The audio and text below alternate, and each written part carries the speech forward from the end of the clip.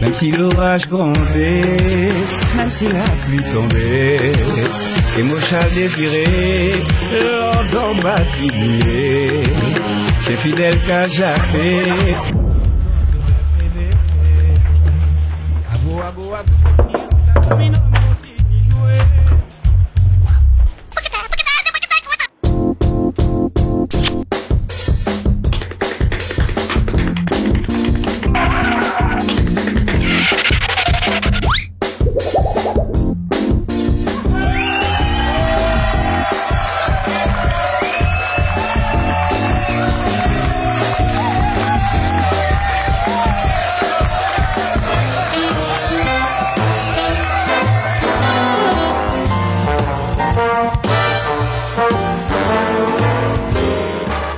Madame, Messieurs, bonsoir à tous. C'est toujours un grand plaisir de vous accueillir sur la chaîne locale, sur votre chaîne, dans votre toute nouvelle émission.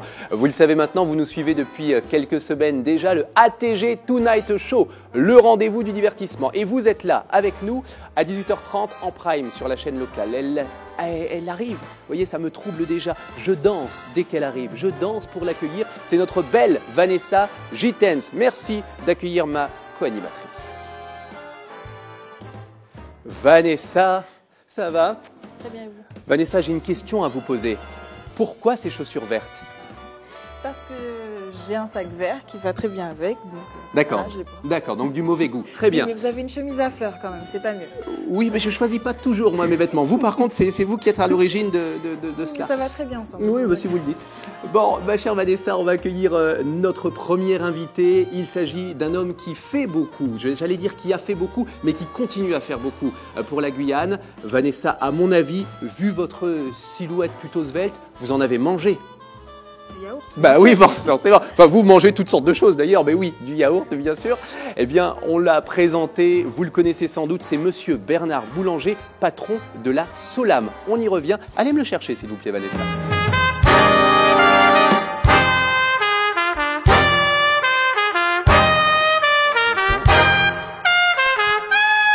Bernard, je vous embrasse, soyez Salut, Jordan. le bienvenu. Installez-vous, je vous en prie. Merci. Heureux de vous accueillir.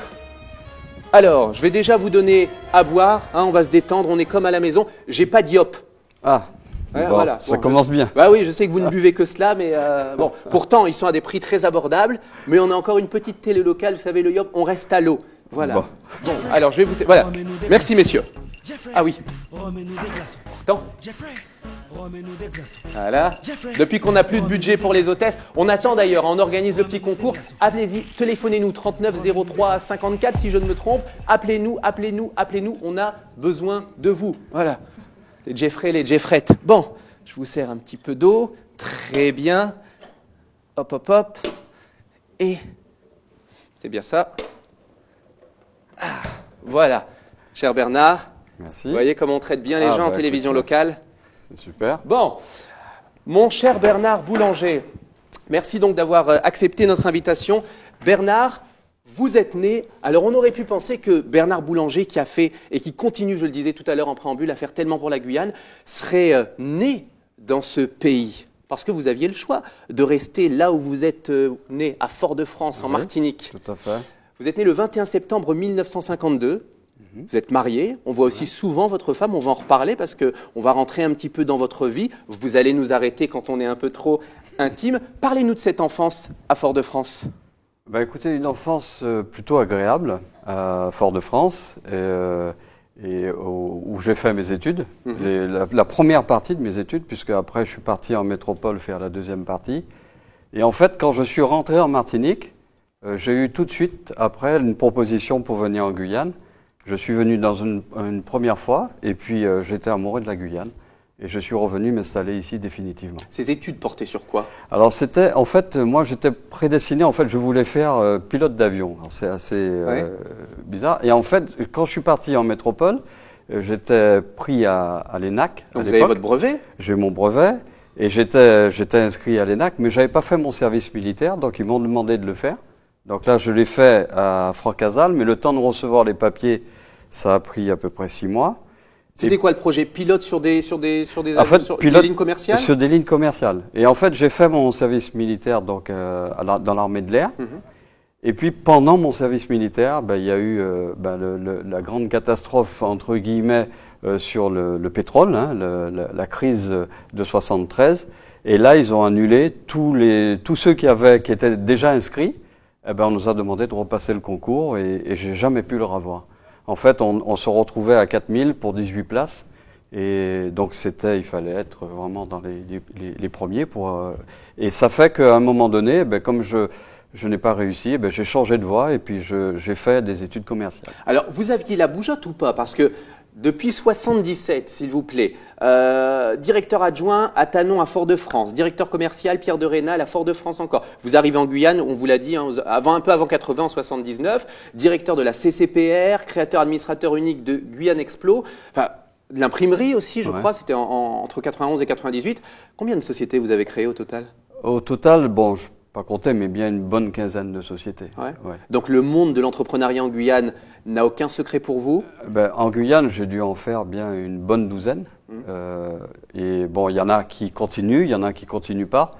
Mais surtout, partout où j'ai créé des sociétés, j'ai essayé de les monter au maximum de l'excellence. Et ça a été toujours mon leitmotiv. D'ailleurs, j'ai été la première entreprise certifiée ISO 9001 en Guyane. Et après, j'ai même monté une société pour faire certifier d'autres sociétés. Voilà. Donc, en fait, moi, j'ai toujours été à chercher la qualité et l'excellence. En parlant de création d'entreprise, alors je ne sais pas si je peux le dire comme ça, mais vous faites du yaourt grâce au CNES. Expliquez-nous. Ah non, pas du tout. Grâce aux subventions. Ah non, attention. Oui. Du CNES, grâce aux subventions. Oui, les subventions. Alors, il y a les subventions du CNES, il y a les subventions de l'Europe aussi. Il y a les subventions de l'État, il y a la subvention de la région.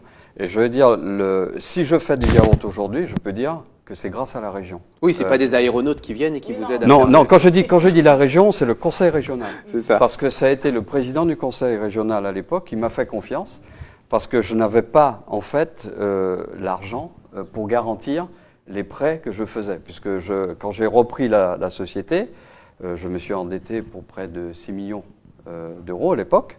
Et en fait,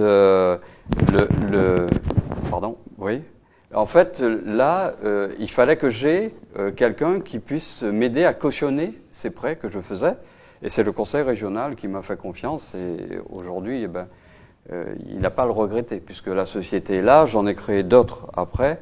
Et puis, on développe au niveau de la Guyane toute une économie importante, puisque avec l'économie agricole qui va derrière. Vous êtes martiniquais d'origine, on l'a rappelé. Pourquoi avoir choisi la Guyane? Parce qu'il y a énormément de sociétés en Martinique. Vous auriez pu aussi vous investir là-bas et faire fortune, si j'ose dire. Pourquoi avoir choisi ce département? Surtout dans ces années-là où c'était quand même assez compliqué. Le marché était peut-être pas aussi développé qu'il est aujourd'hui. Ouais, alors pour moi, la première des choses, c'est les relations humaines. Ouais. Pour moi, je veux dire, le reste, on monte des sociétés, on réussit pas. Mais je veux dire que les relations humaines sont extrêmement importantes. Et j'ai trouvé en Guyane exactement ce que j'aimais. C'est-à-dire la mixité, et puis l'amitié, et puis les gens. Bon, à l'époque, c'est les gens qui vous ont fait aimer le pays. Ah oui, c'est ça. Ouais. C'est d'abord les gens, et après le pays. Mais les gens, c'était extraordinaire. Qu'est-ce que vous dites aujourd'hui quand on vous demande si vous êtes Guyanais? Je sais que vous avez une tendance à presque dire que vous êtes Guyanais. Ah non, mais je suis Guyanais. Ouais. Je suis profondément Guyanais. Profondément Guyanais. Mes enfants sont Guyanais. Même ceux, les deux premières qui ne sont pas nés ici, mais qui ont fait toutes leurs études ici, ils sont Guyanais. Leurs amis, la famille, en fait, tout est là, quoi. Je veux dire, donc, pour moi, je suis profondément Guyanais. Alors, quel regard portez-vous sur l'entrepreneuriat en Guyane aujourd'hui? C'est plus simple, c'est plus facile. Enfin, on a tendance à penser que c'est plus difficile maintenant de créer une entreprise, c'est un parcours du combattant. C'est beaucoup plus difficile maintenant que ne serait-ce qu'il y a 12 ans, quand j'ai créé la Solam. Tout simplement parce que il y a eu la crise qui est passée par là, les banques sont beaucoup plus frileuses, faut montrer vraiment pas de blanche pour essayer d'avoir un accompagnement financier. Et vous avez parlé tout à l'heure des aides, mais les aides c'est bien, mais ça accompagne. C'est pas ça qui fait le projet, c'est pas ça qui fait la réussite du projet. Les aides que l'on a, en fait, vous aident à arriver, mais ce sont les hommes qui font le projet. sont les jeunes. Et puis, en dehors de ça, il faut des accompagnements financiers. Si vous n'avez pas de banque, vous pouvez rien Les faire. banques, toujours les banques, le nerf de la guerre, hein, les sous. On revient un petit peu sur vous, parce qu'on a envie davantage d'apprendre à vous connaître, cher Bernard Boulanger. Qu'est-ce qu'écoute ce chef d'entreprise aguerri qui est Bernard Boulanger?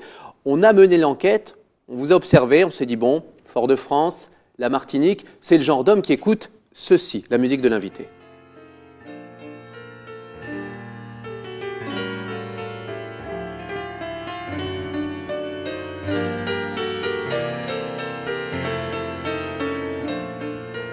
La nostalgie du pays. Les joies finies. On salue d'ailleurs nos amis de la Martinique, aussi de la Guadeloupe qui nous écoutent. Malavoie, forcément.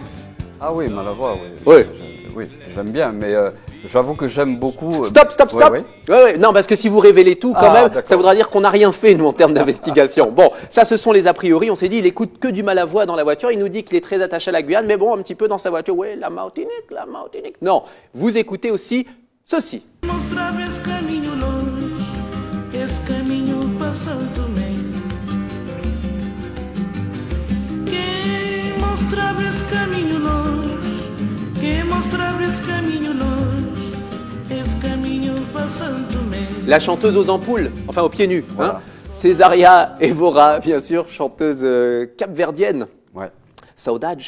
Ouais, exactement. Et puis bon, ça, c'est une chanteuse qui est magnifique. Elle est venue d'ailleurs en Guyane. Ouais, vous y êtes allé? Oui, ah bah oui, obligé. Et en plus, bon, c'était la chanteuse aux pieds nus. Bon, elle aimait aussi beaucoup le whisky. Hein. Elle buvait. Mon ami lui a c'était une proposé femme des sympa. yaourts, elle a dit non, j'ai bu Johnny Walker. Mais c'est une femme géniale. Ouais, quoi. ouais. Avec son cigare aussi, on s'en souvient. Vous écoutez aussi, parce qu'on reste local, ceci.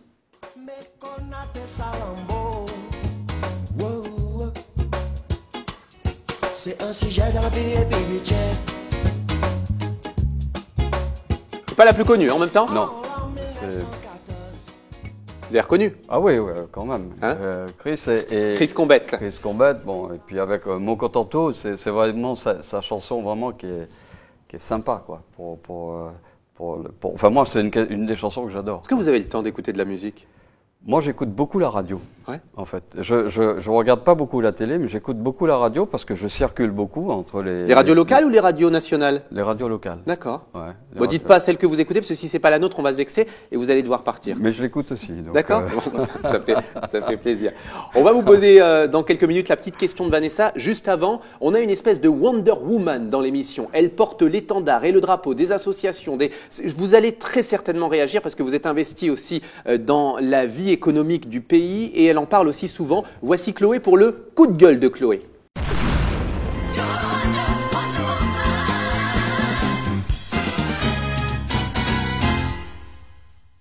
Chloé sur le plateau avec le coup de gueule de Chloé. Bonsoir Chloé. Bonsoir Monsieur Bonsoir. Boulanger. Bonsoir à tout le Tout monde. va bien? Ça va bien. Chloé, je vous sens concentrée. De quoi s'agit-il ce soir?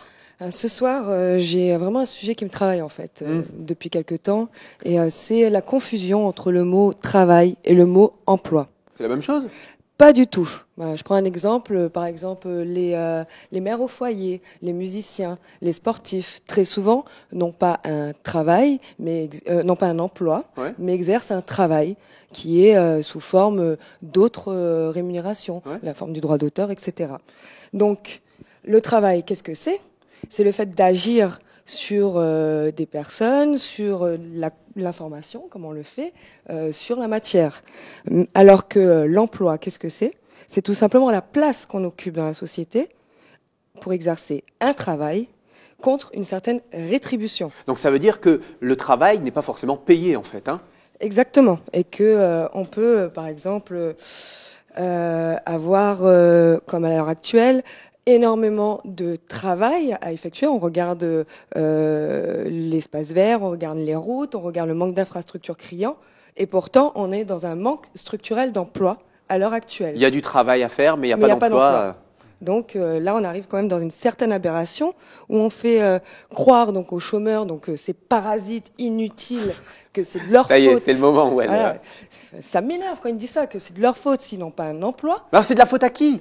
C'est la faute quand même Alors ça va être un long débat qui va durer beaucoup plus que 2 minutes. Ouais. Mais je pense que notamment c'est le fait, par exemple, de vouloir maximiser le profit de la part des patrons et donc de demander aux salariés de faire de plus en plus de compétences, d'avoir de plus en plus de compétences dans leur travail, donc d'avoir plus dans leur emploi, d'occuper plusieurs travails au sein d'un emploi. Je prends un exemple simple, les journalistes, reporters, images, Ouais. qui sont à l'heure actuelle...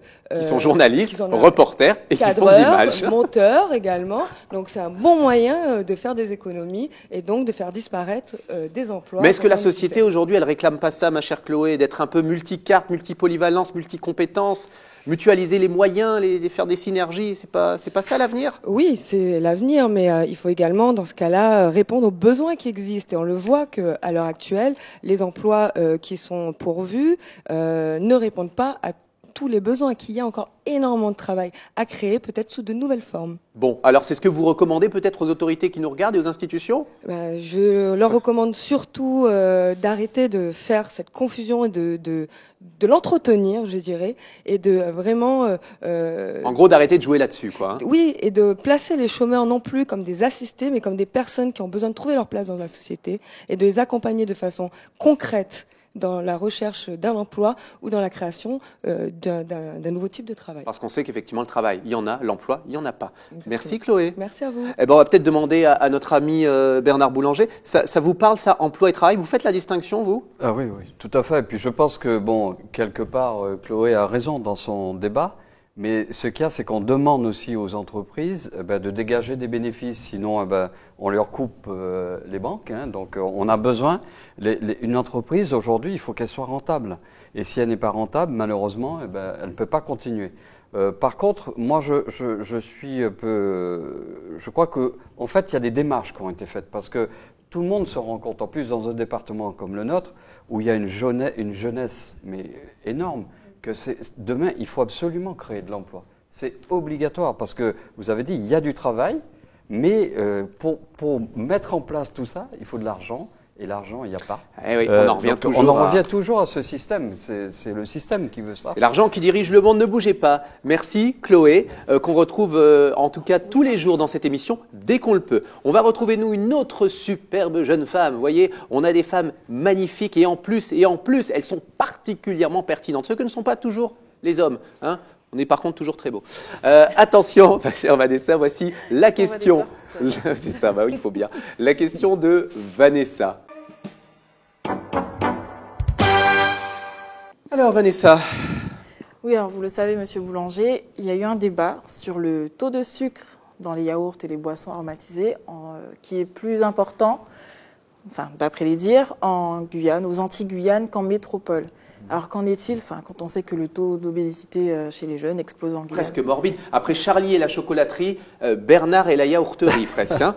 Alors justement, est-ce que vous créez des obèses en Guyane? C'est ce que Vanessa, on aimerait savoir. Alors, moi, je vais vous dire, le plus simple, c'est que je dis souvent de venir à l'usine, de visiter l'usine. On a une quarantaine de personnes qui y travaillent, qui mangent des yaourts toute la journée. Il n'y a pas un obèse chez nous. Donc, c'est vraiment un faux problème. Alors, en parlant du sucre, puisqu'on en a parlé quand même beaucoup, nous, on a travaillé, ça fait pratiquement 5 ans qu'on travaille avec l'ARS, c'est l'Agence régionale pour la santé, où on a mis le taux de sucre qui est ici est le même qu'en métropole. Par contre, il y a des confusions qui se font entre le taux de sucre rajouté, c'est-à-dire celui qui fait mal, entre guillemets, voilà, et puis le taux de sucre global, qui est le sucre qui est compris dans le lait, qui est le lactose. Ici, on a plus de sucre global parce que les gens ici n'aiment pas l'acidité.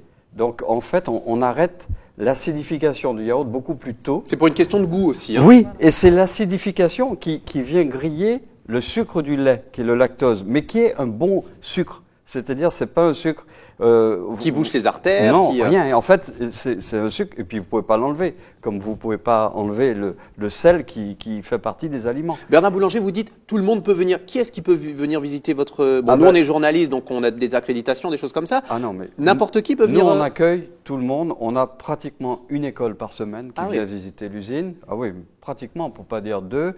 J'invite vraiment tous ceux qui veulent à nous appeler. On est vraiment ouvert pour vraiment montrer. C'est vraiment de la transparence, montrer ce que l'on fait. Oui, c'est ça, montrer ce qu'on mange, hein, Voilà, comment exactement. vous le préparez. Et nous, on a 2 certifications à l'usine. On est certifié ISO 9001 et ISO 22000. C'est la satisfaction du client d'un côté et tout ce qui est sécurité alimentaire de l'autre. Je veux dire, on fait vraiment des produits de qualité. Vous êtes suivi à la trace, de toute façon. Et on fait des produits de qualité, j'arrête pas de le dire. En Guyane, vous avez des produits de qualité. On va vous suivre, Bernard Boulanger, et on a suivi aussi votre carrière, on l'a dit, en tant que chef d'entreprise. On va faire un morphing utile. Le morphing pour les téléspectateurs, c'est le moment un petit peu sympa aussi. Il y en a beaucoup, des moments sympas dans cette émission, forcément. Hein. Mais il y a un moment aussi qui est assez rigolo. On a mélangé des visages et on a fait un seul et même visage, avec peut-être plusieurs visages, 1 ou 2. Vous allez regarder votre écran, Bernard Boulanger, et nous dire si vous reconnaissez quelqu'un dans ce morphing. Et juste après, on débat là-dessus. Pourquoi on a morphé ces personnes-là? Regardez, voici petit jingle, séquence morphing.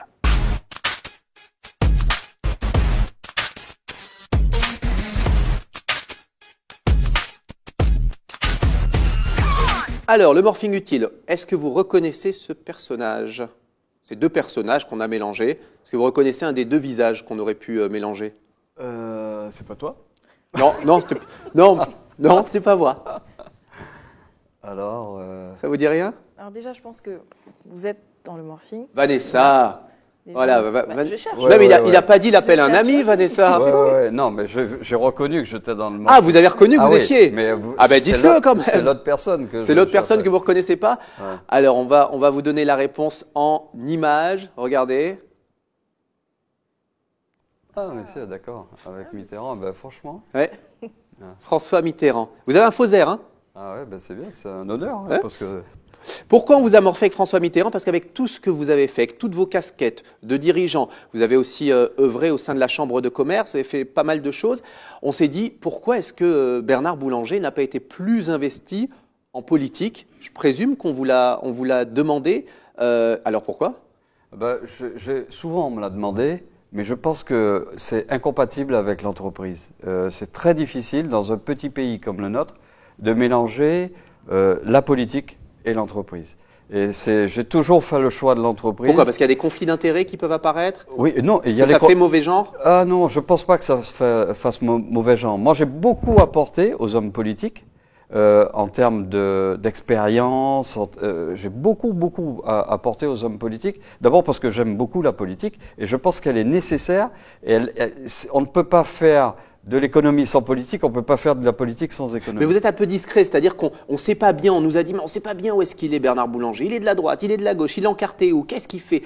Sur ses prises de position, on a l'impression que vous restez très prudent finalement pour ne pas, si j'ose dire, vous griller avec l'ensemble des politiques dans la mesure où vous en avez besoin pour des subventions, des choses comme ça. Ah. Est-ce que c'est le cas? Non, parce que on n'a pas besoin d'être bien avec les politiques pour avoir des subventions. Les subventions, elles sont à tout le monde, c'est des subventions européennes.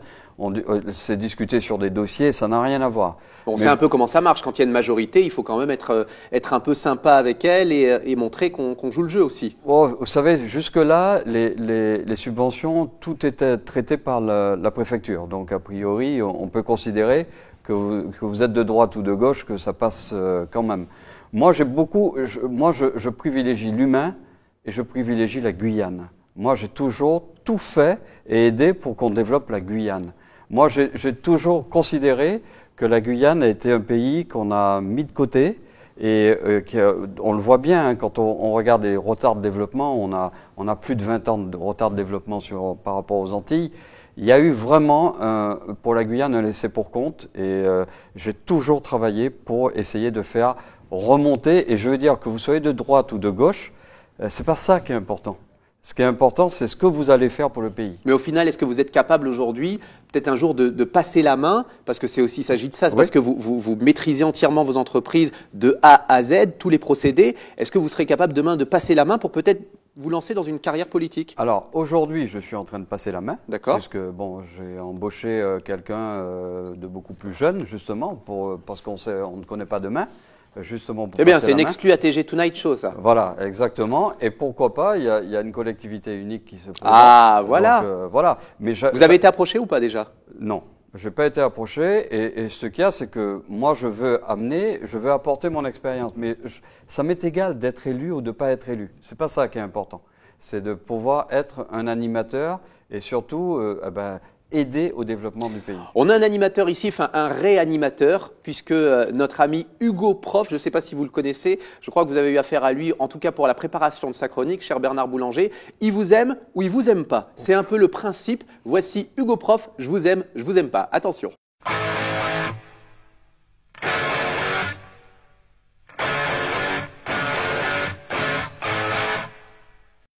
Bon, alors on est entre le Texan, vraiment, et Indiana Jones. Hein. Alors regardez bien, voici Hugo Prof. Bonsoir Hugo. Bonsoir Jordan, bonsoir Vanessa, bonsoir Monsieur Boulanger, Bernard. Bonsoir. Soyons directs, commençons tout de suite.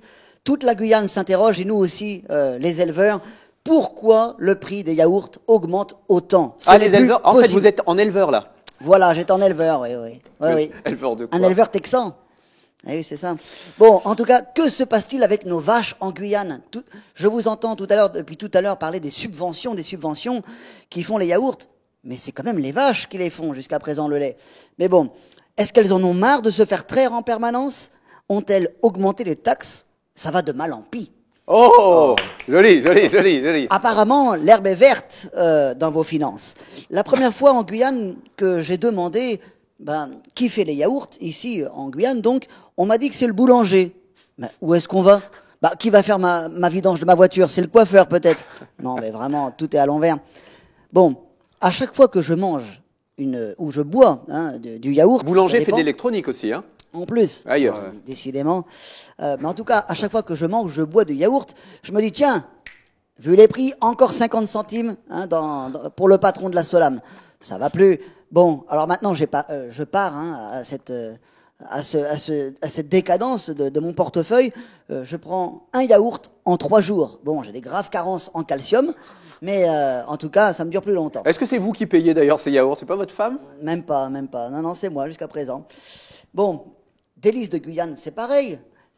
Nos produits, ils sont bien fabriqués sur nos terres, n'est-ce pas? Toutes ces saveurs, ne sont-elles pas les nôtres aussi, en quelque sorte? J'ai toujours l'impression qu'il n'y a que les riches qui peuvent avoir ces délices chez eux. Bon, ils ont aussi les hémorroïdes qui vont avec les piments. Mais bon. Et de Toco, les piments Toco. Avec les piments Toco, voilà, exactement. Bon, non, les produits de nos terroirs finissent dans vos tiroirs. Ce n'est plus possible, monsieur Boulanger. C'est laid, ce que vous faites. Il nous faut prendre le taureau par les cornes, sinon c'est dans la bouse, nous aussi, qu'on va finir. Ouais, enfin, si ce sont les taureaux qui font les yaourts, faut s'inquiéter par contre à un moment donné. Hein. Maintenant, avec tout ce qui se passe, avec la pollution, vous savez, et ça n'en vaut pas la peine. Oh. Moi, je dis exactement comme beaucoup, je ne veux pas me traire. Non, au contraire, je veux parler, je veux dire ça. Je veux dire que oui, parce que vos yaourts sont trop chers et parce que vous exploitez nos vaches, monsieur Boulanger, je ne vous aime pas. C'était notre ami Hugo Prof. Moi, je suis responsable de rien. Chez vous, sans doute, cette chronique vous aura fait, je vais rentrer dans ce champ lexical, un effet bœuf. Merci beaucoup, mon cher Hugo Prof. À bientôt. À bientôt. Oui, je veux juste lui Vous pouvez répondre, Bernard, bien sûr. Sur le prix des yaourts, je pense qu'il ne doit pas faire les courses. Il ne va pas au même endroit. Parce que les prix des yaourts ont baissé il y a 5 ans et que depuis, ça n'a jamais augmenté. Donc, on est plutôt sur une tendance à la baisse qu'une tendance à la hausse. Et pour une raison toute simple, c'est parce que on répercute exactement tout ce qu'on a. Vous avez parlé des subventions, on répercute tout dans le prix. Parce qu'à l'époque, ça coûtait une fortune. C'est ce qu'on appelle les produits avion. Oui, voilà. Avion, c'était 4 fois le prix. Ouais. C'était 4 fois le prix. Et là, moi, je suis totalement transparent. Non, mais vous voyez bien qu'il n'y a pas le physique à manger des yaourts. Voilà, y compris dans mes comptes. Donc là, je suis très à l'aise. Donc, comme pour la visite de l'usine, vous pouvez venir visiter ces comptes. Il n'y a pas de problème. Des écoles, d'ailleurs, viennent aussi. Bon, merci en tout cas, mon cher Hugo.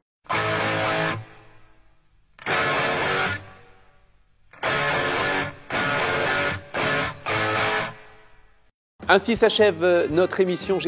Nous avons été ravis d'accueillir Bernard Boulanger, patron de la Solam, bien sûr, et de nombreuses sociétés. Et on a parlé de cette société importante pour la Guyane. Il y a Solam, il y a aussi Délices de Guyane, je rappelle. Délices de Guyane, oui, qui est très importante aujourd'hui, puisqu'on transforme à peu près 50 tonnes de fruits et légumes maintenant aujourd'hui en Guyane. Bon, qu'est-ce que vous avez envie de dire aux téléspectateurs avant qu'on se dise au revoir, Bernard Boulanger? Bah d'abord, j'ai été très heureux, Jordan, d'être avec toi. Et puis bon, c'est vrai que c'est plus difficile de parler de soi que de parler de l'entreprise comme j'ai l'habitude de faire. En tout cas, on a appris à vous connaître davantage. Merci d'avoir Merci, accepté Jordan. notre invitation. Vanessa, on se retrouve nous dans quelques temps. Oui, bien sûr. Alors Bernard Boulanger a promis de faire des yaourts spéciaux pour vous. Vraiment encore avec zéro sucre, rien du tout, parce qu'il a constaté Il a aussi quand même. promis d'en faire avec plus de sucre parce que vous manquez un peu de chair sur les os. Je savais que c'était. Merci ma chère Vanessa. Rendez-vous chers téléspectateurs pour le meilleur de cette émission, le ATG Tonight Show sur la chaîne locale. Je vous embrasse, je vous aime vraiment du fond du cœur. Allez, bonne soirée à tous. Et puis on retrouve Gilles Vernet pour le 19h, c'est le JT local. Bye bye.